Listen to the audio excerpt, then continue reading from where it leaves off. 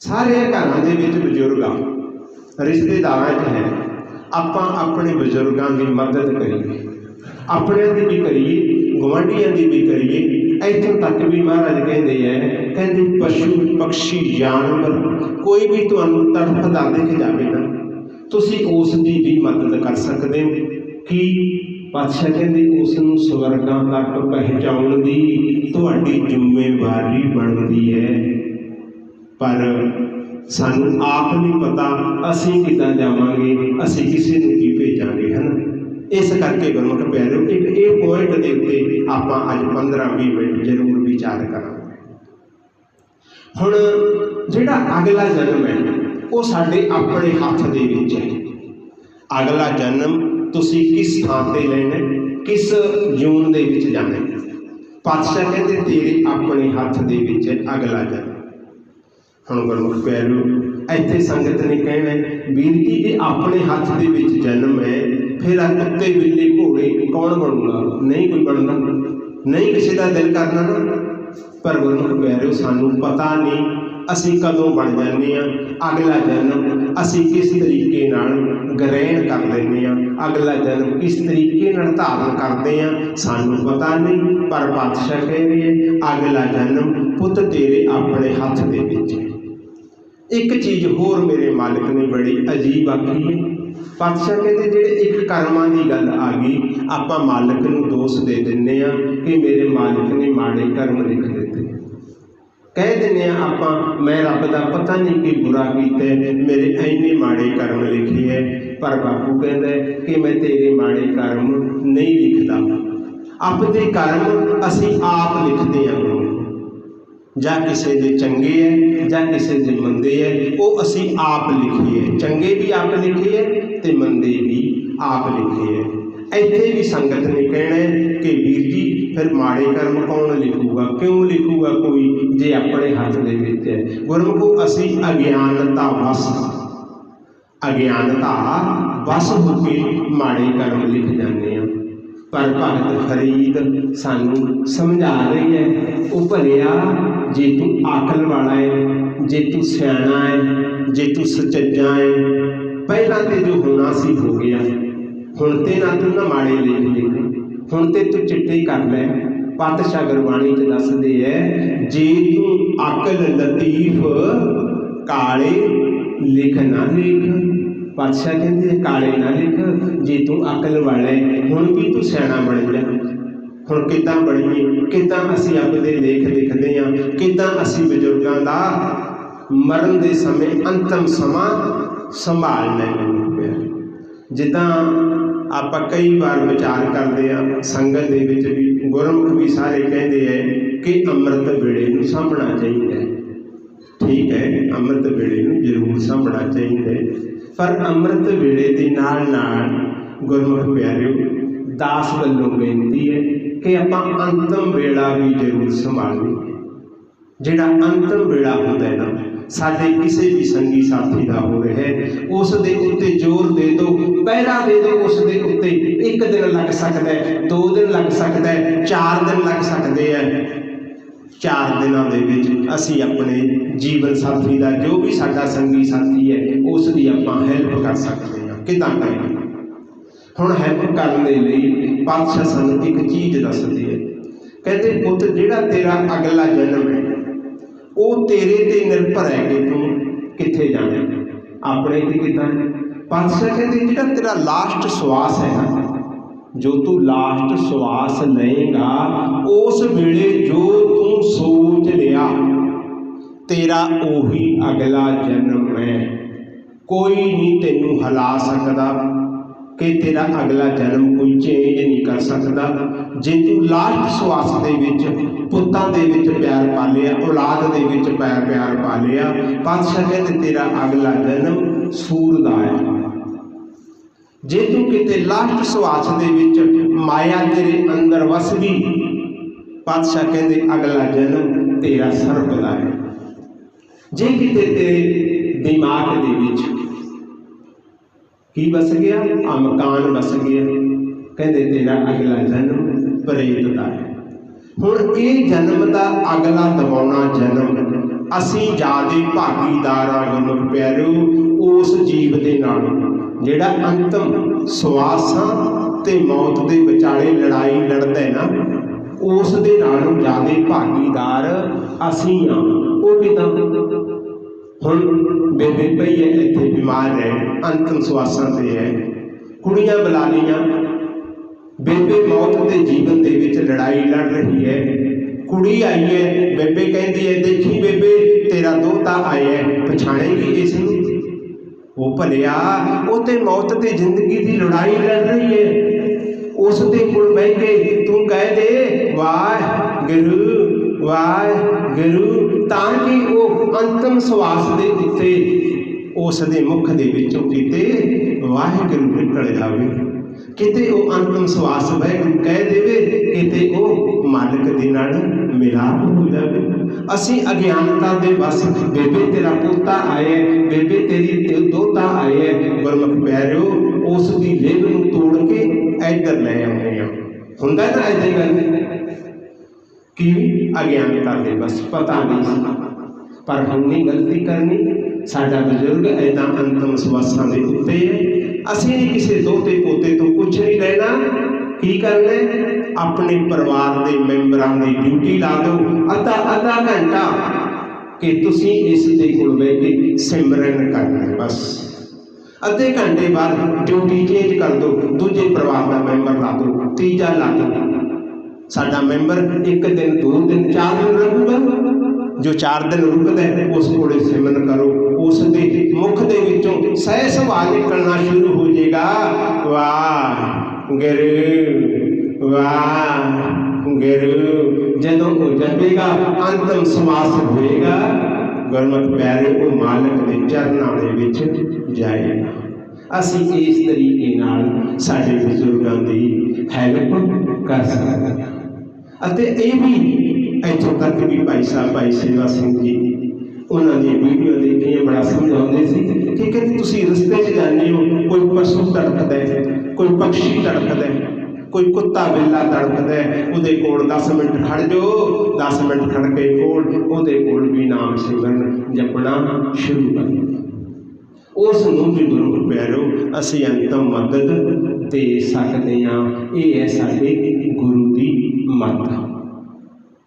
जे किते असीं अपने जीव कोले दूजे जीव कोले आही गल्लां चलाउंदे रहे, असीं कई बार इत्थों तक हुंदा है साडा बजुर्ग वो जिहड़ी मौत ते उहदी लड़ाई लड़दा है ना, उस दे मुख दे विच वाहिगुरू हुंदा है, पर असीं अज्ञानता दे बस की करदे हां कि देखी कुड़ी आऊगी एवें अखां ते हंझू ला लैंदी है, मेरे बापू ने मसां घर पाया सी, हुण ये रब नूं तुर चलिया, हुण ये रब ने इहनूं इह घर दे विच रहण भी नहीं दिता।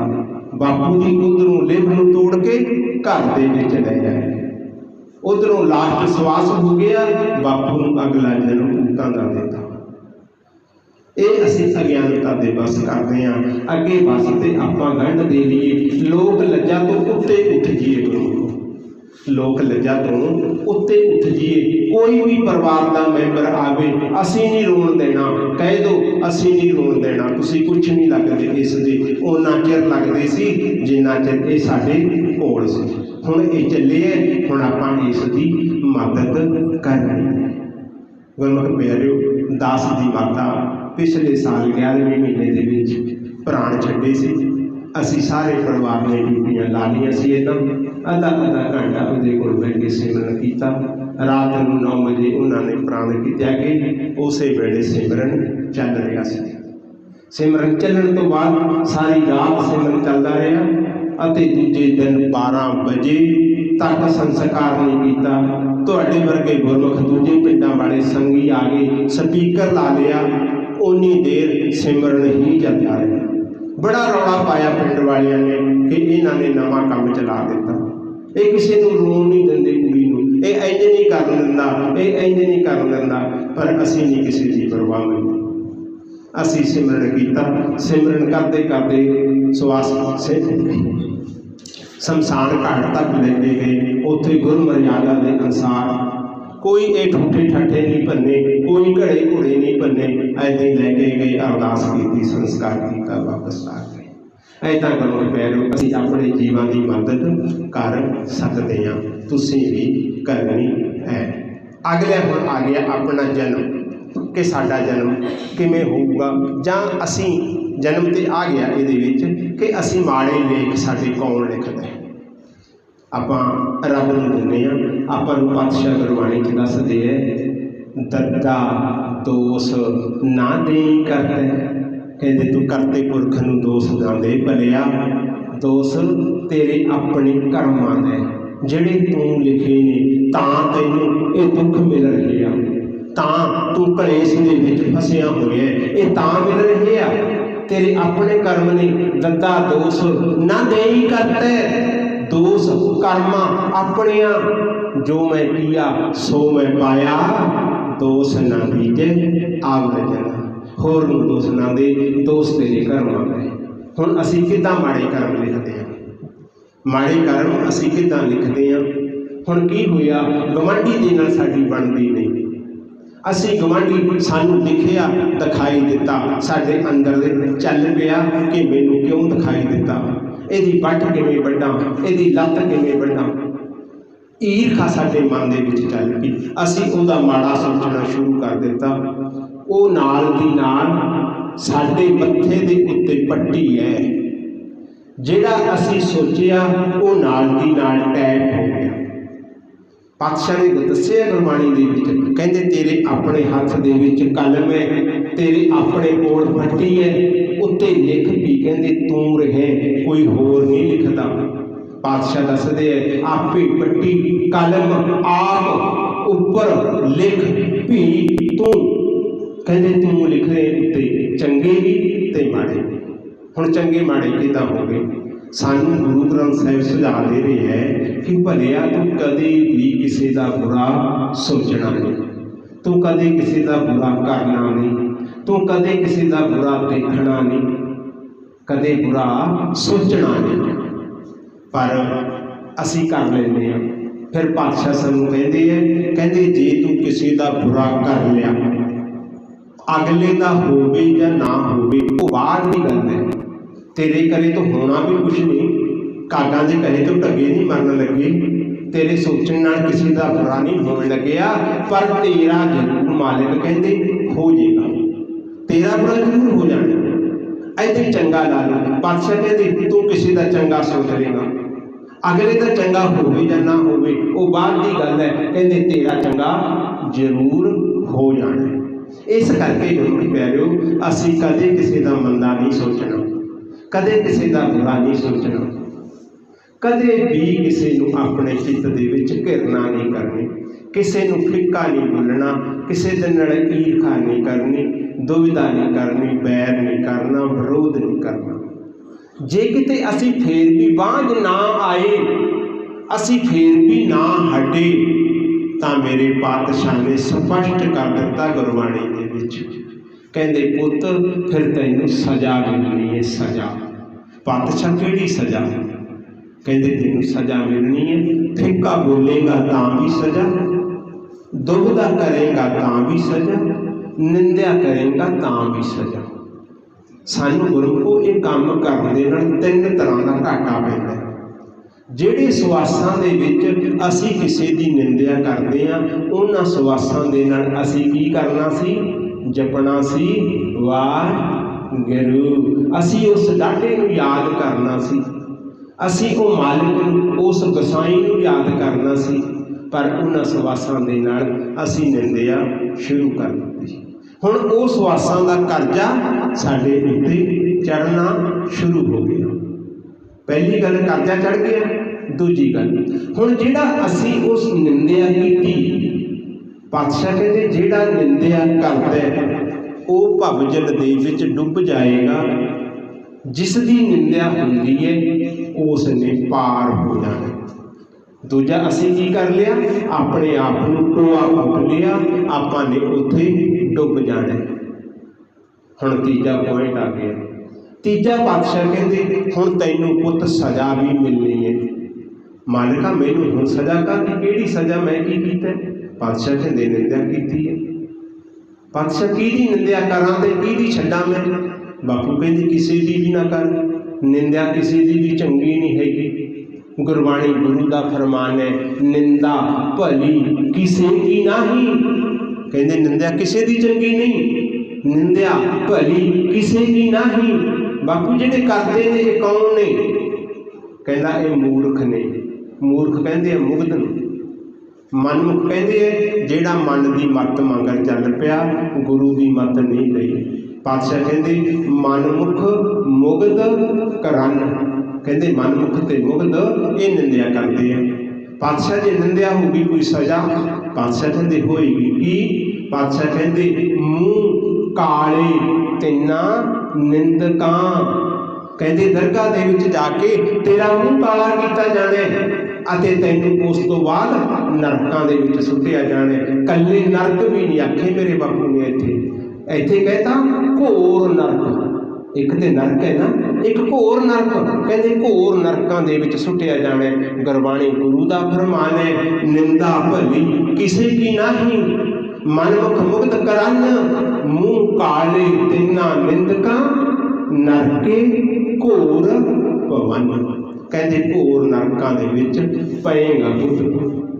हुण गुरमुख प्यारो असी सुभावक ही निंदिया कर दिंदे हां। असी साडे कोल काम ही कोई नहीं। सारिਆਂ कोल की काम है? अपने कोल जिथे दो बीबियां या दो भरा इकट्ठे हो गए ना, जिहदे नाल ते साडी बनदी है उस दी असी उस्तत वडियाई करांगे।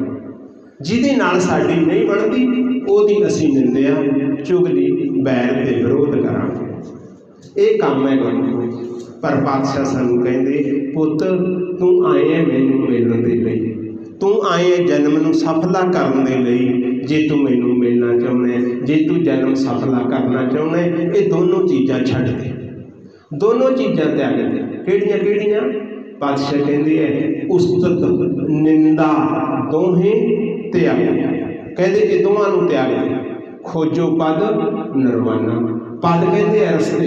कहते वो रस्ता खोज इन्नी देर के विच जिहड़ा तेरे पिता दे घर हो जाए। हुण गुरमुख प्यारो अज तो बाद असी कोशिश करनी है कि असी किसी की निंदिया चुगली बैर विरोध नहीं करना। जे करांगे आपां सज़ा दे हकदार। पहला आपां परण करके जाना है, दूजा असी अपने बजुर्ग जाते हैं, कोई रिश्तेदार है, कोई मित्र है, कोई गुआढ़ी है, हो सके ਉਹਦਾ अंतिम समा होवे उस दे कोल जाके सिमरन करना शुरू कर दिओ, उस दी मदद करो। ये चीज़ भी आपां अज परण कर रहे गुरमुख प्यारे। तीजा आपां ने हुण की देखना है? जो आपां इस जहान दे उत्ते आए हैं ना, आपां क्यों आए सी? आपां अपना अगला घर देखण वास्ते आए सी। किहड़ा घर? जिथे साडे बजुर्ग चले गए, साथों बड़े भी चले गए ते कुछ साथों छोटे भी चले गए। वो कित्थे गए हैं? असी गुरमुखो वो जगह देखनी है, वो घर देखना है। जे किते असी वो घर देख लैने आ, वो थां देख लैने आ, तां गुरमुख प्यारो जदों सानू जम कहणगे कि इस घर नूं खाली कर दो, आपां इस घर नूं खाली कर दांगे। अते जे अगला घर देखिया होएगा तो आपां अगले घर दे विच जाके अपना ठिकाना कर लवांगे। हुण जे सवास मुक जानी है, जमा ने आके एक घर खाली करा लेने, एक घर खाली करा लेने, अगला घर असी देखिया नहीं, अगले घर का सानू पता नहीं। फिर गुरमुखो आप आपां सोचीए कि कित्थे जावांगे, कित्थे जावांगे? आपां असी आए सी अगला घर देखण वास्ते। साडा ये मेन पहला काम सी, पर वो असी काम नहीं कीता।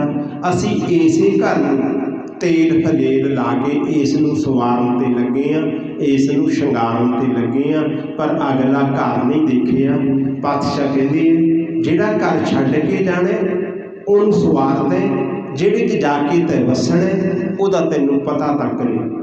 गुरबाणी गुरु का फरमान है, जह घर छड्ड गवावना तिस लगा मन माही। कहते जिहड़ा ते छड्ड के जाना उहदे विच मन चित लागे लगे। जह घर छड्ड गवावना तिस लगा मन माही, जिथे जाए तुद वसना तिस की चिंता ना। कहते तेन ओदी चिंता नहीं जेडे घर दे विच तां वसण है। आपां कोशिश करिए उस घर नूं लभण दी, उस घर नूं लभण दे लई की उपराला है।